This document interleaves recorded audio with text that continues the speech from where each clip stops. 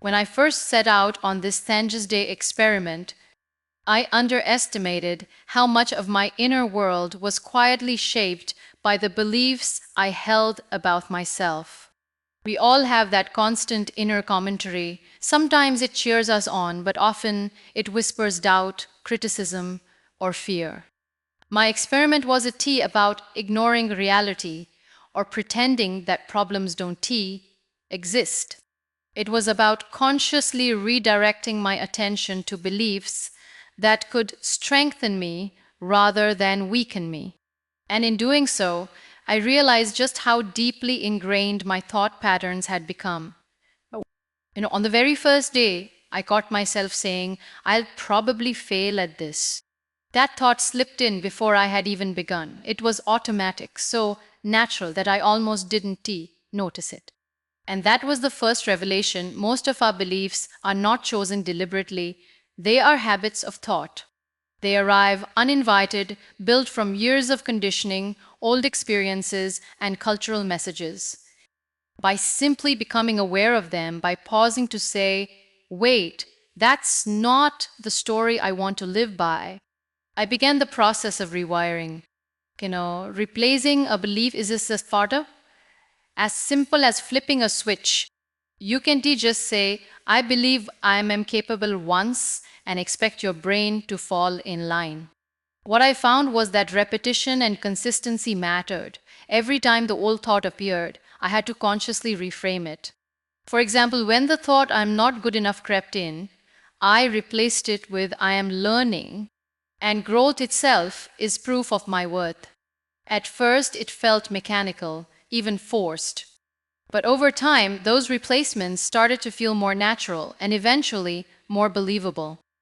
Psychologists often talk about neuroplasticity, the brain's ability to reorganize itself by forming new neural pathways. What I was doing, in essence, was a small scale application of that principle. By repeatedly directing my thoughts toward empowering beliefs, I was teaching my brain a new rhythm, creating a mental environment where encouragement was more familiar than criticism. This wasn't a wishful thinking, it was mental training, and like physical training, progress came slowly but steadily. One of the most surprising effects was on my energy. Negative beliefs, I realized, are heavy. They drain us before we've even taken the first step. They create fatigue, not because the world is difficult, but because carrying those beliefs is exhausting. Once I began focusing on positive ones, I noticed I had more drive to start tasks, more patience to stick with them, and more clarity in deciding what actually mattered. It wasn't that the world changed in sand days, it was that my perception of it did. And perception, as philosophy reminds us, shapes reality more than we've often admit. Another layer of this process was humility. Focusing on positive beliefs didn't mean inflating myself with delusions of grandeur. It meant choosing truths that uplifted without denying limitations. Saying I am capable of growth doesn't erase the fact that I will make mistakes, but it frames mistakes as stepping stones rather than proof of inadequacy. This shift reminded me of something simple yet profound. The story we tell ourselves about our struggles is just as important as the struggles themselves. And yet I want to pretend it was easy. Some days I forgot entirely. Some days I was too tired to challenge the familiar voice of doubt. But even then, there was a subtle change. Because once you see how often negativity sneaks in, you can unsee it. Awareness itself becomes a form of resistance. That awareness grew sharper each week until by the end of the month, I was catching negative beliefs in real time and transforming them before they had a chance to take root. In what began as an experiment in thought, ended as an exercise in self liberation. By choosing to focus on, I wasn't ignoring reality, I was creating the mental conditions to face it with strength rather than defeat. And here's what I want to leave you with: your beliefs are not just commentary on your life, they are architects of it. If you don't take charge of them, they will take charge of you. So ask yourself, starting today, which beliefs are you willing to live under, and which are you brave enough to rewrite? As the days of this experiment, one of the most profound changes I noticed was not in the words I spoke to myself, but in how those words reshaped my emotional landscape. Beliefs, after all, are not neutral, they are emotional triggers. A belief is not just a thought you repeat, it is a lens that colors your feelings and determines how you experience reality. When I shifted from negative beliefs to positive ones, the most immediate shift was in my emotional state. It was as if my inner climate, which often leaned toward overcast skies, began to allow more sunlight in. I realized something: emotions don't just appear out of nowhere, they are born from interpretation. Two people can face the same challenge, yet one feels crushed while the other feels energized. The difference lies not in the situation itself, but in the belief attached to it. When I told myself, I can handle this, I felt anxiety, fatigue, even dread. But when I replaced it with this is difficult, but I'm capable of learning through it, my body responded differently. I felt calmer, more steady. It was not that the challenge became smaller, it was that I no longer approached it as someone already defeated. This became especially clear when I faced setbacks. Normally, small failures would spiral into self-criticism. Missing a deadline, forgetting a task, or struggling with a project used to feel like proof that I wasn't capable enough. But during these 30 days, I began to approach setbacks with a new emotional resilience. By choosing beliefs that supported growth instead of condemnation, my response changed. I noticed that I was less reactive, less consumed by frustration. Instead of sinking into discouragement, I found myself asking, what is the lesson here? How can I adjust? That simple reframing shifted my emotional energy from despair to curiosity. And curiosity is powerful. It sustains motivation where shame would normally crush it. When you believe you are allowed to grow, mistakes stop being evidence of failure and start being opportunities for refinement.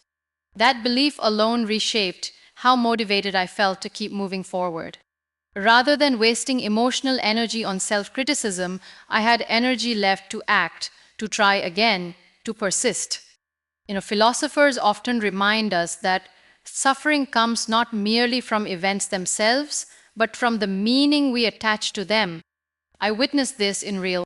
My external circumstances didn't change in those 30 days. I still faced the same challenges, the same deadlines, the same unpredictable moments of life.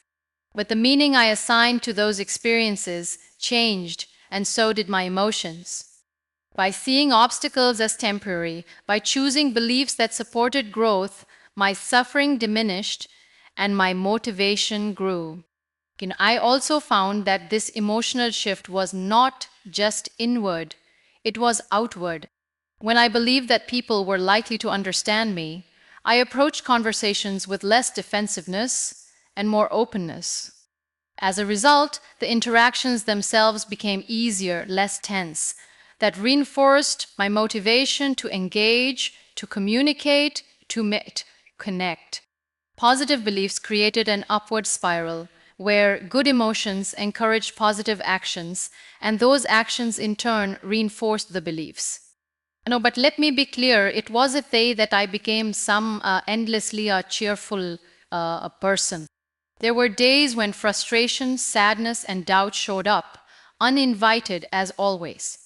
The difference was in how I responded to them. Instead of letting those emotions dictate the rest of my day, I acknowledged them and then returned to the belief I had chosen. I treated my emotions less like permanent truths and more like passing weather, real, but not defining. That simple shift gave me power. By the end of 30 days, the cumulative effect was undeniable. I felt lighter, not because life itself became easier, but because I was no longer carrying the extra weight of disempowering beliefs. My motivation grew not out of forced discipline, but from genuine energy. It was as if I had unlocked a reservoir I hadn't known was there, simply by redirecting the beliefs that had been draining me. And that is what I want you to take away from this. Your emotions are not random, they are responses to the beliefs you nurture. If you believe you are powerless, your emotions will mirror that belief, and your motivation will wither. But if you choose to believe that you are capable of learning, growing, and adapting, your emotions will align with strength, and motivation will follow naturally.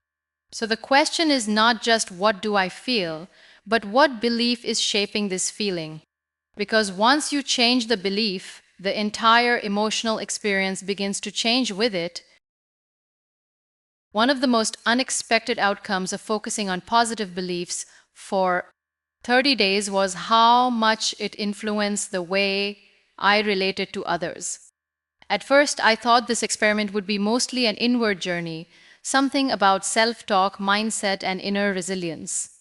But very quickly, I realized that the beliefs I carried about myself shaped the quality of my interactions with the people around me. Beliefs, I discovered, are not private, they leak into the way we speak, the way we listen, the way we connect. Now, for years, I had carried subtle beliefs that others were quick to judge me, that they might dismiss what I had to say, or that my presence was always valued. These weren't loud or obvious beliefs. They were quiet undercurrents, almost invisible, yet they showed up in how I carried myself. I would hesitate before speaking, filter my words too heavily, or sometimes withdraw altogether.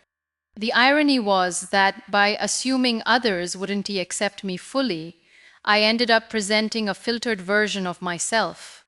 And people, sensing that guardedness, responded with equal caution. It became a self fulfilling cycle. When I consciously chose to focus on beliefs like my voice has value, or most people are willing to connect if I approach them with openness, something subtle but powerful began to shift. My body language softened, my tone carried more confidence, less apology. I approached conversations without that silent fear of being judged, and to my surprise, people responded differently. They leaned in more, they listened longer, they seemed to mirror the openness I was practicing. This made me realize just how relational beliefs are. A belief that doesn't stay trapped inside your head. It projects itself outward, shaping the atmosphere you create around you. If you believe people are hostile, you unconsciously engage with them defensively, which often invites hostility. If you believe people are capable of kindness, you engage with them more warmly, which invites kindness in return. In philosophy, this is sometimes called a self fulfilling prophecy, but living it day by day revealed just how true it is. There was also a deeper lesson about empathy. When I chose to focus on positive beliefs about myself, I noticed I was more able to extend positive beliefs toward others. I began assuming that most people, even when they were difficult, were acting out of their own struggles rather than malice. Instead of taking things personally, I started to see the humanity behind the words and actions. That perspective softened my responses. Conversations that might have escalated into tension instead became opportunities for understanding. And that shift didn't just improve my relationships, it preserved my peace. Of course, not every interaction became perfect. There were moments when people were dismissive, impatient, or unkind. But even then, the way I held my beliefs determined the impact. Instead of internalizing negativity as a reflection of my worth, I reminded myself their reaction is about their world. not mine. That single belief spared me from unnecessary emotional wounds. It allowed me to keep showing up authentically without retreating into self doubt. Over time, these shifts accumulated. By the end of 30 days, I noticed that my circle of interactions felt lighter, more genuine. People seemed more willing to open up, to trust, to share. And while part of me wanted to credit the change to them, I knew the real shift had begun within me. When I stopped approaching people with beliefs rooted in fear and unworthiness, I created space for connection that had always been possible but rarely accessed. Said. What struck me most was that relationships are not merely built on words or actions, they are built on the invisible energy of belief. If I believe I am enough, I show up differently. If I believe others are capable of meeting me with respect, I invite them to rise to that standard. Beliefs create a kind of emotional architecture within which relationships unfold. And for the first time, I saw how much power we actually have in shaping the quality of those connections. So here is the truth I carry forward: the way you see yourself influences how the world sees you. If you believe you are unworthy, you will unconsciously teach others to treat you that way. But if you believe you are valuable and that others are capable of goodness, you create the conditions for deeper, richer, more authentic connections. Relationships are not just about finding the right people, they're about bringing the right beliefs to the table. And that means the question is not only who do I want to connect with, but also what beliefs am I bringing into that connection? Because in the end, those beliefs determine the kind of relationships you will build. When I began this journey of focusing on positive beliefs, I assumed it would be an entirely internal process, something about reshaping the way I saw myself, some private. But what surprised me most was how quickly those internal shifts began to change the quality of my relationships. I realized that beliefs are never just personal. They spill out into the way we speak, the way we listen, the way we carry ourselves. In fact, they quietly set the tone for every interaction we have. Before this experiment, I often carried unspoken beliefs like people probably won't understand me, or my perspective doesn't matter as much as theirs. I never said these things out loud, but they lived inside me. And because they lived inside me, they shaped the way I entered conversations. I would hold back, speak cautiously, or sometimes withdraw altogether. And what happened then? Others responded with distance. My guardedness invited theirs. Without realizing it, I was creating the very dynamic I feared.